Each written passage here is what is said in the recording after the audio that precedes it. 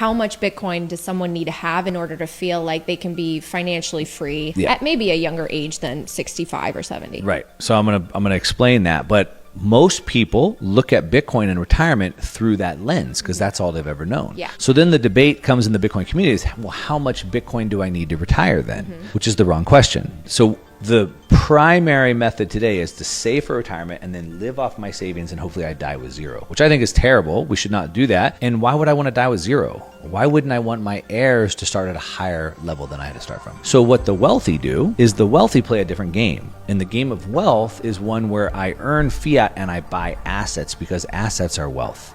I don't sell assets for fiat currency. So when someone says, Mark, when are you going to sell your Bitcoin? I'm like, you don't even know the game that we're playing. The game is to get assets. Always get assets. And what we do is we can leverage those assets. I call it, we can harvest the appreciation with debt. So rather than selling the asset and no longer having the asset that's compounding at 30 to 50% per year and then paying taxes on that, I can keep the asset but pull some of it off with debt. Yeah. So the real number is as long as the asset is appreciating faster than the rate of debt. So if I'm borrowing at 10% and the asset's going up at 20%, I could do that forever. Yeah. The way that I've broken this down, I call it the 5-year retirement plan. I expect Bitcoin to hit $1 million by 2030. You do. $1 million by 2030, 14 million by 2040, and 40 million by 2050. Let's say you're an average middle-aged professional. And let's say that you've managed to save $200 or $300 grand. That's not enough to retire. You're going to sell 4% of those assets. You're going to be good for $1,000 a month. Yeah. You're not going to live on that. But if I took 100 of that and put it into Bitcoin today, in 5 years from now, that could be $1 million.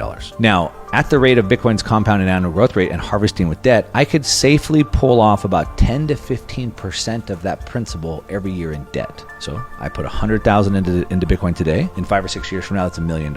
I could pull out $100,000 to $150,000 of debt against the $1 million in perpetuity. Never paying taxes on the money because it's debt I'm pulling out, not income. And the asset is growing faster than the debt is accumulating. So then in 10 years from there, you owe whatever, $2-3 million, but against like 20 million in assets. Yeah. And then when you die and your kids are your age, they're going to owe like $20 million against like $100 million of assets, right? And so the asset will continue to grow faster than the debt.